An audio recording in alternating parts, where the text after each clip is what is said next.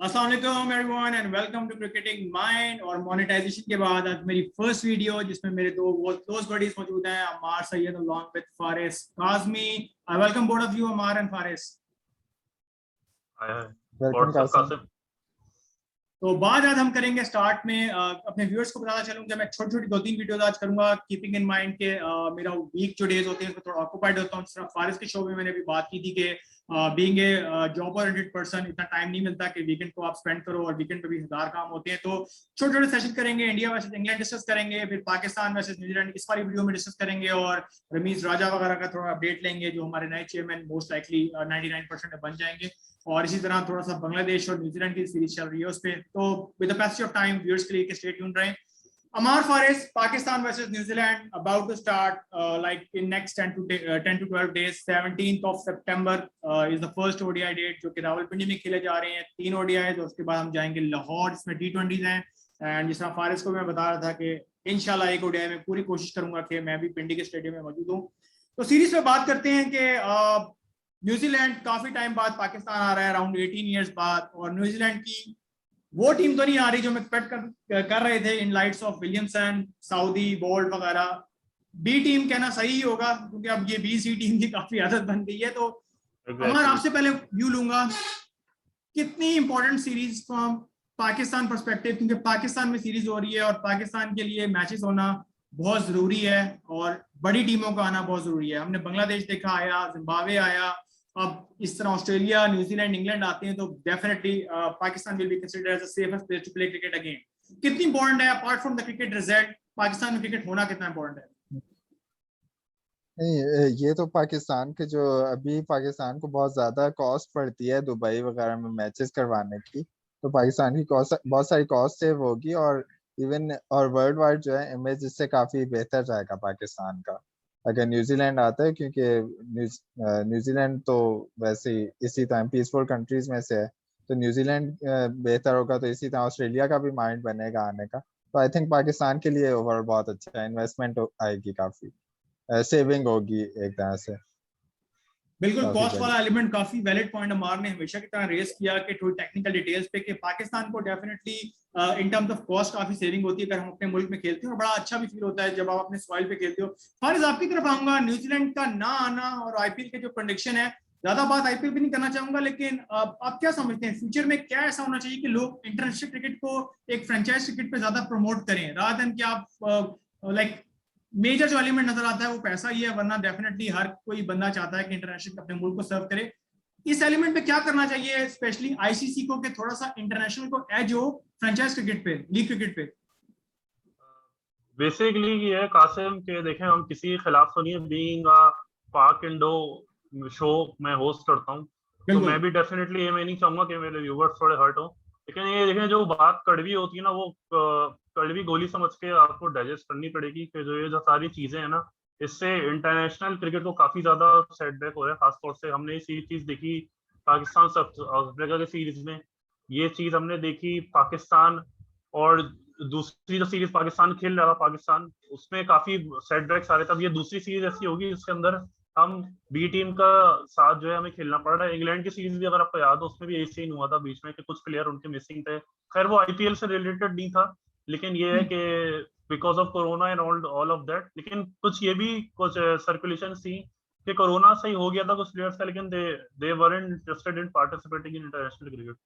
तो देखिए, अगर इस तरह चलता रहा तो मुझे नहीं लगता कि इंटरनेशनल क्रिकेट काफी टाइम तक सर्वाइव करती रहेगी। तो इंडिया की जिस तरह से मोनोपोली चल रही है, तो इसको थोड़ा सा मतलब आईसीसी को वॉच आउट करना चाहिए। सही है, आईपीएल अपनी जगह है, लेकिन याद रखें इस बात को, आईसीसी जो है, आईसीसी और आईपीएल ये दोनों एक सेपरेट एंटिटी है। IPL is not ICC. ICC is an organization which controls cricket. Not IPL is not an organization that controls cricket. IPL is a separate entity, and IPL जो है वो India में IPL जो T20 tournament है उसको govern करती है। लेकिन अभी ऐसा तासुर आ रहा है कि जो आईपीएल है वो पूरी जो है ना क्रिकेट फर्टर्निटी को कंट्रोल करके बैठी है, because of offering large money of players. तो इस तरह के जो पर्क्स वो लोग दे रहे हैं, तो वो डेफिनेटली प्लेयर्स अट्रैक्ट होंगे। ये हम नहीं कह रहे कि यार अपनी फाइनेंशियल कंडीशन आप ना देखें और जो है आप वहाँ मैच खेलने ना जाएं, पता नहीं है, हम ये नहीं कह रहे। अगर इंसान को क्या नाम है हक है कि वो अपनी फाइनेंशियल कंडीशन बेहतर करने की कोशिश करे, जिसमें प्लेयर्स भी आते हैं। लेकिन ये कि आपको जो आपकी इंटरनेशनल लीग की ना विद कम्स फर्स्ट, तो आपको वो अपनाने की जरूरत है। तो डेफिनेटली आपने जैसे शुरू में मेरे शो में भी कहा कि यार मजा खराब होता है इस तरह से, जो है हमारे प्लेयर्स नहीं होंगे मेन, जैसे ट्रेंट बोल्ट हैं या विलियमसन है, इस तरह के प्लेयर्स अगर नहीं आएंगे तो डेफिनेटली सेटबैक होता है। लेकिन ये जो टीम आ रही है, अब पाकिस्तान को सही है उससे फोकस करे और अपनी ये जो तैयारी है वो सही रखे। नॉट लाइक इन इंग्लैंड, जिस तरह से हम बी टीम से हार गए थे in ODI, if you remember. तो हमें अपनी बिल्कुल भी टीम को हल्का नहीं लेना चाहिए, न्यूजीलैंड की टीम को, और उन्हें टफ टाइम देना चाहिए। ठीक है, इसी बात को लेते हुए अमार आपके पास आऊंगा। T20 world cup is not far away, 1 month का गैप, और इंशाल्लाह व्यूअर्स को बता चलूं कि पैनल इंशाल्लाह पूरा हमारा वर्ल्ड कप के दौरान भी साथ रहेगा। तो अमार पूछना चाहूंगा कि पाकिस्तान के पास काफी एम्पल मैचेस हैं, अभी आपके साथ न्यूजीलैंड की सीरीज है, इंग्लैंड का सीरीज भी है, और फिर अक्टूबर आई गेस 17 से वर्ल्ड कप स्टार्ट है, जिसका पहला फेज तो यूजुअली वही मैचेस हैं जो कि साइड टीम्स क्वालिफाई नहीं कर पाई, और क्वालिफाई राउंड थोड़ा होगा जिसमें दो टीमें फर्दर आगे जाएंगी सुपर 12 के स्टेज के लिए। तो कितना इंपॉर्टेंट है न्यूजीलैंड को अपने मेन प्लेयर्स को ना भेजना, और एक सॉर्ट ऑफ जितना फारिज भी कहते हैं बी टीम को भेजना? पाकिस्तान फुल स्ट्रेंथ के साथ आएगा, और होपफुली कल मैं सुन रहा हूँ कि पाकिस्तान का वर्ल्ड कप T20 स्क्वाड भी अनाउंस हो जाएगा, जो कि मोस्ट लाइकली जो करंट प्लेयर्स हैं वही होगा। इसमें भी लेटर ऑन बात करेंगे कि सीनियर प्लेयर्स के लिए कितना सेटबैक है रंजीत राजा का बनना, स्पेशली मलिक और हफीज का, कि वो जगह बना पाएंगे नहीं। लेकिन न्यूजीलैंड अगर ये सीरीज हारता है तो क्या डिमोटिवेशन थोड़ी डाउन, उनकी डिमोटिवेशन होंगे वो लोग, या world cup is a separate, a new और fresh starter with right before world cup? आप पाकिस्तान जैसी टीम से जो कि टॉप 3 में, और न्यूजीलैंड भी तो पीछे नहीं है, अभी नंबर 4 पे स्टैंड कर रहे हैं, तो कितना न्यूजीलैंड के लिए डिमोटिवेट होगा, या अदरवाइज पाकिस्तान के लिए खुदा न खासा पाकिस्तान हारता है कि राइट बिफोर वर्ल्ड कप जो एक्सपेरिमेंट्स हो रहे हैं ये? नहीं, मेरा ख्याल है न्यूजीलैंड के की प्लेयर्स जो है ना, वो ऐसे बाद आएंगे तो एक उनके लिए एक बिल्कुल फ्रेश स्टार्टर होगा। तो की प्लेयर्स के लिए तो वो, मेरा नहीं ख्याल न्यूजीलैंड को उससे कोई इतना नुकसान होगा। हाँ, ये हो सकता है कि कोई दूसरी टीम्स बहुत ज्यादा अच्छा खेल जाए तो ठीक है, लेकिन न्यूजीलैंड को मेरे ख्याल से फायदा ही होगा, नुकसान नहीं होगा। क्योंकि बाकी प्ले हर चीज को ना, बंदे को ना एक चीज से ब्रेक चाहिए होती है। इंटरनेशनल क्रिकेट से भी कुछ ऐसे के लिए ब्रेक चाहिए होगी अच्छे प्लेयर्स को, तो वो ब्रेक मिलेगा तो मेरे ख्याल से उनके लिए बेनिफिशियल होगा। बिल्कुल ठीक कहा आपने। और और हमेशा ये ब्रेक लेते हैं न्यूजीलैंड के जो की प्लेयर्स हैं, ये हर वर्ल्ड कप से पहले हमेशा ब्रेक लेते हैं, उसके बाद फिर ये अपने उस पे आ जाते हैं फॉर्म से। जैसे शेन बॉर्न जो है वो तो साल में एक दफा ही खेलता होता था, उसकी फिटनेस के मसले थे। इसी तरह बोल्ट वगैरह को भी ये रेस्ट देते हैं, तो मेरे ख्याल से मसला नहीं होगा इन्हें। फारिज, आप भी कोई इनपुट होगी इस पे? न्यूजीलैंड अगर अपनी बी टीम जो हम कह रहे हैं ऑन पेपर अगर हारता है तो वर्ल्ड कप का कोई इस पे इम्पैक्ट होगा, या New Zealand like with a clear जिस तरह अमार ने कहा, मैं समझ उसको सेकंड जरूर करूंगा कि काफी टाइम बाद आ रहे हैं और हर प्लेयर वर्ल्ड कप से पहले परफॉर्म करने की कोशिश करेगा, तो will be additional pressure on Kiwis और नॉट? देखिए मेरे ख्याल से उनके ऊपर प्रेशर नहीं है, क्योंकि वही वाली बात है, अगर उनके ऊपर प्रेशर होता ना तो वो अपनी फुल स्ट्रेंथ टीम भेजने की कोशिश करते हैं। वो लोग यही सोच रहे हैं कि यार सही है, अब हमारे प्लेयर्स नहीं आईपीएल में, तो हम अपनी बेंच को टेस्ट कर लेते हैं, हो सकता है कोई प्लेयर सेटबैक हो जाए, तो प्लेयर की इंजरी हो जाए, बहुत सारे मसले आते हैं, बहुत बड़ा टूर्नामेंट होता है ये इंटरनेशनल जो T20 का, कुछ भी मसले आ सकते हैं। तो मुझे नहीं लगता उनके ऊपर इतना प्रेशर होगा। लेकिन बांग्लादेश की सीरीज से हारने के बाद से कुछ काफी मैं देख रहा था लोग क्रिटिसाइज कर रहे हैं उन्हें, सब खास तौर से सब कॉन्टिनेंट की फर्टर्निटी में। और मैं कुछ इंटरनेशनल ग्रुप भी फॉलो करता हूँ जिसको मैं मेंशन करना चाहूंगा, जैसे एसोसिएशन क्रिकेट लाउंज है, और मैं खुद एक माई क्रिकेट लाउंज के नाम से भी ग्रुप ज्वाइन किया हुआ, तो इस तरह के काफी सारे ग्रुप्स हैं। तो वहां पे जाके पता चलता है इंटरनेशनल फर्टर्निटी का भी। बल्कि मैं आप लोगों को भी रेकमेंड करूंगा, मार को भी, आपको भी, कि आप लोग भी वहाँ जाएं, ज्वाइन करें। तो ये है कि इंटरनेशनल फर्टिलिटी का भी उसको देख कर ना काफी पता चल जाता है माइंड सेट। तो उन लोगों का यही कहना था कि यार ये मतलब उनके भी यही फीडबैक थे कि हमारी जो प्लेयर्स हैं, specially during south Africa series के दौरान भी, मैं साउथ अफ्रीका टीम के बारे में भी देख रहा था कमेंट्स के, जो इनके प्लेयर्स हैं ये जो है ना बीच में मैच छोड़कर चले गए, इंटरनेशनल ड्यूटी के उन्होंने साइड में कर दिया।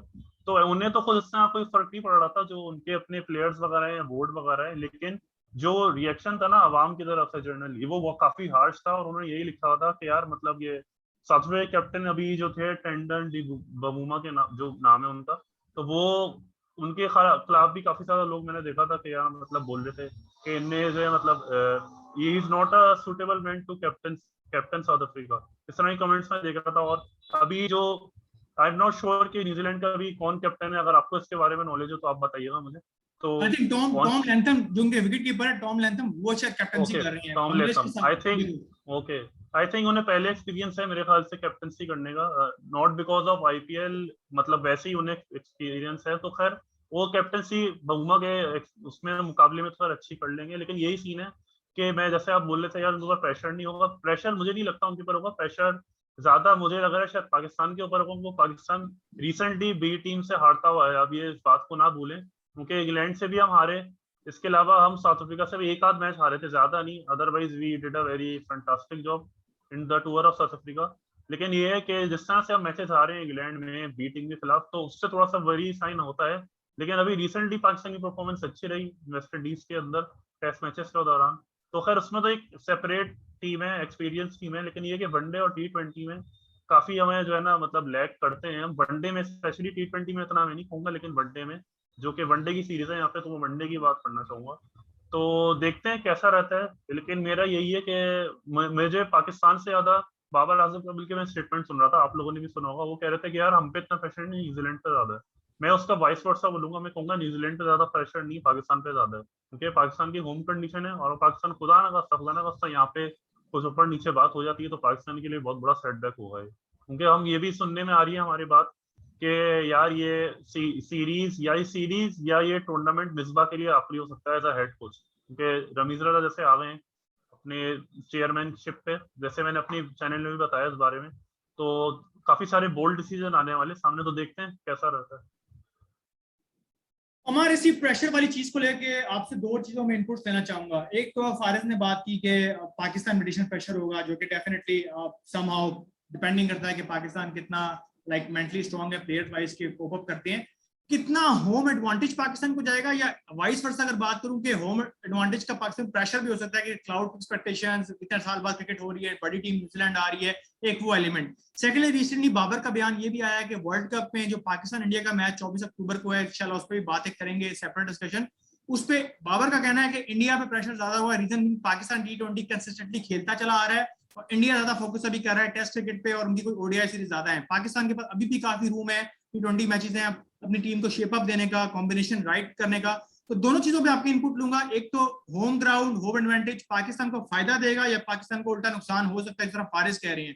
दूसरा, बाबर की statement just like political statement है, just to keep a hype bit low, या वाकई ये माइंड गेम्स होती हैं और ये वाकई इंडिया पे प्रेशर पाकिस्तान ज्यादा होगा। तो इतनी कोई अभी अर्जेंसी नहीं है इस आंसर की, डेफिनेटली पाकिस्तान इंडिया काफी दूर है, लेकिन प्रेशर को रिलेट करने से दो आपसे इनपुट लेना चाहूंगा। पहले पाकिस्तान न्यूजीलैंड के होम ग्राउंड पे आते हैं, उसके बाद ये दूसरी बात पे आते हैं कि जो बाबर की स्टेटमेंट थी जिन्होंने अभी रिसेंट पास की है। मैं फारिज की बात से बिल्कुल एग्री कर रहा हूँ कि पाकिस्तान पे वाकई में ज्यादा प्रेशर होगा। और दूसरी चीज ये कि पाकिस्तान का ना जीतने के चांस को ना अब आप डिटरमिन क्यों इसलिए नहीं कर सकते क्योंकि आपको बैटिंग ऑर्डर का कुछ पता ही नहीं कि कौन खेलेगा कौन नहीं खेलेगा। ना बॉलर्स का पता है कि कौन कौन खेलेंगे, आपकी मतलब कि कुछ बैलेंस है ही नहीं। जितने मर्जी प्लेयर्स ले जाओ, पाकिस्तान के ऊपर प्रेशर भी होगा। और बाबर और रिजवान वही डिपेंडेंसी होगी। रिजवान है टीम में, रिजवान भी है, तो उन्हीं पे डिपेंडेंसी है। तो पाकिस्तान की टीम का ना कॉम्बिनेशन ही कुछ नहीं है अभी तक, और बनने की कोई उम्मीद भी नहीं नजर आ रही कि कुछ बनेगा। तो मेरे ख्याल से पाकिस्तान पे प्रेशर भी ज्यादा होगा। और अगेन टोटल वही 3 प्लेयर्स हैं जिन पे रिलाय करेगा पाकिस्तान पूरा टोटली।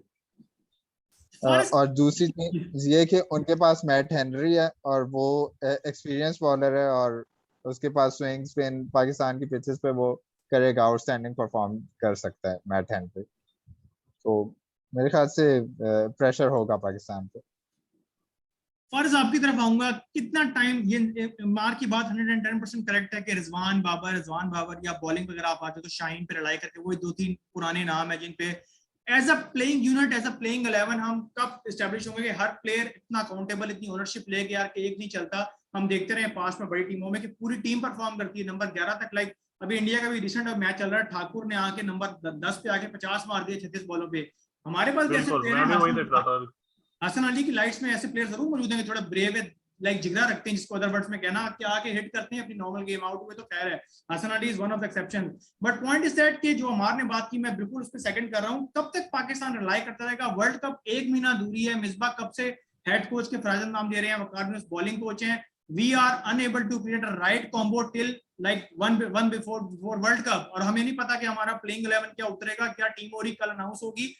क्या हम शोएब मलिक को, मोहम्मद हफीज को, आमिर को, सरफराज को आप समझते हैं देखेंगे पुराने सीनियर्स को, या रमीज राजा के आने से भी कोई इनपुट होगी? और फ्रेश लेग्स के साथ जाएंगे विद यंग ब्लड?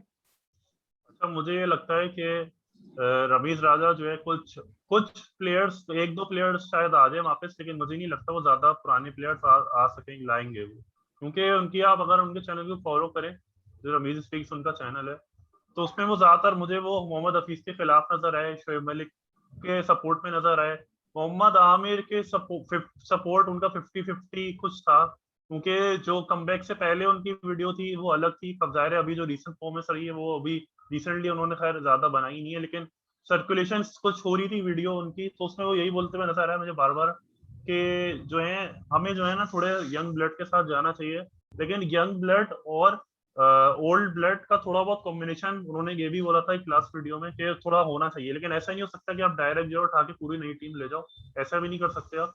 लेकिन ये कि हमें कहीं ना कहीं देखें एक्सपीरियंस की जरूरत पड़ेगी, और लोग काफी कहते हुए नजर आ रहे हैं मुझे क्रिकेट फ्रेटर्निटी में कि यार शोएब मलिक को भी होना चाहिए टीम में, शोएब मलिक का नाम बहुत आ रहा है और मोहम्मद आमिर का नाम भी आ रहा है, लेकिन मैं इस बात से एग्री नहीं करूंगा कि मोहम्मद आमिर को आना चाहिए, क्योंकि मोहम्मद आमिर की जिस तरह की आपने रिसेंट परफॉर्मेंसेस देखी हैं, तो ही is not quite up to the mark and he is still struggling with injuries and all of that।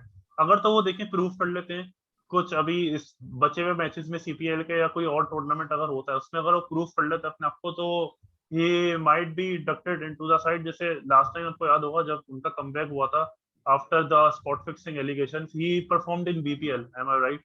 तो बीपीएल में उन्होंने काफी अच्छा परफॉर्म किया था, तो उसके बाद बीपीएल में परफॉर्म करने के बाद वो आए थे यहाँ पर, तो उसके बाद उन्हें चांस मिल गया था समहाउ।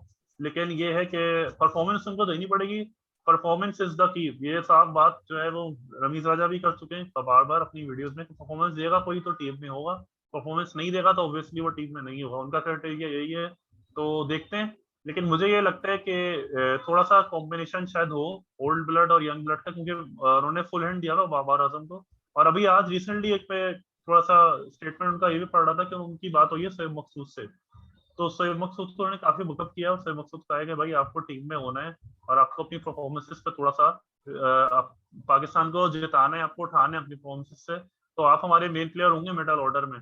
तो उन्होंने काफी बकअप किया है शोएब मकसूद को, देखते हैं अब कैसा रहता है। बिल्कुल ठीक हो गया, थैंक यू फारिज आपकी अपडेट्स का। अमर ज्यादा डिबेट नहीं करेंगे, थोड़ा सा वाइंड अप करते हैं। थर्ड, फोर्थ और फिफ्थ स्लॉट पे ओपनर का स्लॉट मेरे ख्याल से काफी सेटल्ड है। Rizwan is performing exceptionally well, Sharjeel है हमारे पास, फखर को हम इतना थोड़ा यूटिलाइज सही नहीं करें, कभी वो 6 पे आता है, कभी 4 पे आता है, कभी वो उसको ओपन करा देते हैं। 3, 4, 5 पे स्पेसिफिकली आपको वर्ल्ड कप माइंड में रखते हुए पूछना चाहूंगा, किन बंदों को आप देख रहे हो 3, 4, 5 पे? अगर बाबर और रिजवान ओपन करते हैं या शर्जील और रिजवान करते हैं, डेफिनेटली बाबर 1 डाउन होंगे, तो 3, 4, 5 कह लो या 4, 5, 6 देख लो। मिडल ऑर्डर इन शॉर्ट में कहना चाह रहा हूं, आपकी नजर में जो वर्ल्ड कप के लिए पाकिस्तान के लिए बेस्ट पॉसिबल हो सकता है, कीपिंग इन माइंड के टैलेंट वाइज भी और परफॉर्मेंस भी उनकी हो, थर्ड, फोर्थ और फिफ्थ स्पॉट। यार इस वक्त जो ऑप्शंस हैं पाकिस्तान के पास, सिक्स का भी मैं बोल देता हूँ थोड़ा सा। जो ऑप्शंस है ना पाकिस्तान के पास, बाबर और हफीज तो हैं, फिक्स हैं ये। उसके बाद फिफ्थ पे आपके पास शोएब मकसूद ऑटोमेटिक ऑप्शन है। उसके बाद सिक्स पे ये लोग मेरे ख्याल से खुशदिल शाह को इंडक्ट करेंगे, और मलिक की मेरे नहीं ख्याल कोई बहुत ज्यादा जरूरत है, होना जरूर चाहिए, लेकिन मेरे ख्याल से मलिक का भी उतना ही चांस है जितना फवाद आलम का चांस है T20 में आने का। मतलब कि कोई चांस नहीं लग रहा मुझे कि मलिक वापस आएगा, सीधी सी बात है। और बेस्ट ऑप्शन मेरी नजर में बेस्ट ऑप्शन इस वक्त फवाद आलम होगा अगर मिडिल ऑर्डर को सेटल करना है T20 ऑनेस्टली। यस, जी फारिस, आपसे इनपुट लूंगा, थर्ड, फोर्थ और फिफ्थ स्पॉट या फोर्थ, फिफ्थ और सिक्स्थ स्पॉट मिडल ऑर्डर में देखिए मुझे तो यहाँ इफ्तिखार अहमद की बाज़गश सुनाई दे रही है कि इफ्तिखार अहमद को स्क्वाड में मे भी इंडक्ट किया जा रहा है, और कुछ नाम आ रहे हैं जिन्होंने पास में performance the, in and out होते रहे, कभी परफॉर्म किया कभी नहीं किया, और बीच में खुशदिल शाह का भी बड़ा नाम चल रहा है अभी सीरीज में, देखते हैं सीरीज उनकी रहती है तो उसमें भी नाम आ रहा है कि यार ये इफ्तिखार भी आ सकते हैं टीम में, और इस तरह के नाम मुझे सुनाई दे रहे हैं। लेकिन मुझे ऐसा लगता है कि ऐसे उन्होंने बात करी कि फवाद आलम का जो है वो टीम में, मैं इतना ही समझूंगा कि फवाद आलम नहीं आ सकते इतना टीम में जितना शोएब मलिक, तो मुझे भी यही लग रहा है कि शोएब मलिक शायद ना इंडक्ट हो पाए, लेकिन मेरे होप्स हैं कि हमारी जो टीम सिलेक्शन है वो सही रहे, और कल ये डिसीजन पता चलेगा कि क्या सिलेक्शन होती है। लेकिन मुझे जो चीज नजर आ रही है ना, वो आपके फिफ्थ या सिक्स स्पॉट पे तो आपके फहीम अशरफ ही आएंगे, बाकी फोर्थ पे may be they can go with Iftikhar, और थर्ड पे मुझे लगता है कि थर्ड पे आई थिंक जो कॉम्बिनेशन अभी तक चल रहा था टीम में वही रहेगा। आई थिंक बाबर आजम हमारे हफीज का किसी ने जिक्र नहीं किया, he should be the part of I guess Rameez Raja का पर्सनल, अगर सेपरेट हम रखें तो बिल्कुल हफीज की जगह बनती है, बॉलिंग की यूटिलिटी वो भी मिल रही है हमें। बॉलिंग में तो बन रही है, लेकिन I am very sadly to say that batting में उनकी परफॉर्मेंस अभी तक नजर नहीं आ रही है इस साल नहीं काफी चाहे आपने वो देखा इतना, होगा। बिल्कुल।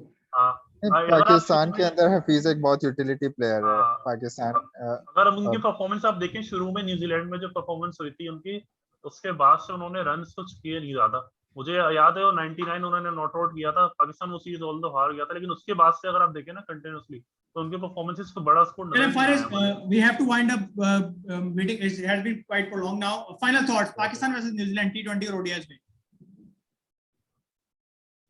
Sorry couldn't hear you. Pakistan or New Zealand, who is favorite in T20s and ODIs? I think I will definitely go with Pakistan, being the game being played in Pakistan, so Pakistan is favorite now. Amar, Pakistan or New Zealand? I think Pakistan. I think. चलो viewers, इसके साथ Pakistan versus new Zealand का complete हमने एक overview लिया। Series जब start होगी तो दोबारा आएंगे इंशाल्लाह। और आज बड़ी लंबी video, I am not sure कि मैं बाकी वीडियोस कर पाऊंगा कि नहीं, because I have to put that video now. तो इंशाल्लाह आएंगे, मुलाकात होती रहेगी। अब काफी जिस तरह फारिस की शो में बात करते काफी गैप आया बीच में due to some like further ongoing task. तो इंशाल्लाह मिलते हैं और इंशाल्लाह देखते हैं सीरीज मजे की। और वर्ल्ड कप भी ऐड है। Keep subscribing, like the channel. Faris का चैनल लाजमी लाइक करें, गेमिंग लाउंज के नाम से। और आपके साथ और पैनल के साथ जिसमें साद अहमद है, तैमूर है, ऑन एंड ऑफ आते रहेंगे टाइम टेबिलिटी के साथ। अपना बहुत ज्यादा ख्याल रखिएगा। टेक केयर एंड अल्लाह हाफिज। Thank you. Allah Hafiz. Allah Hafiz.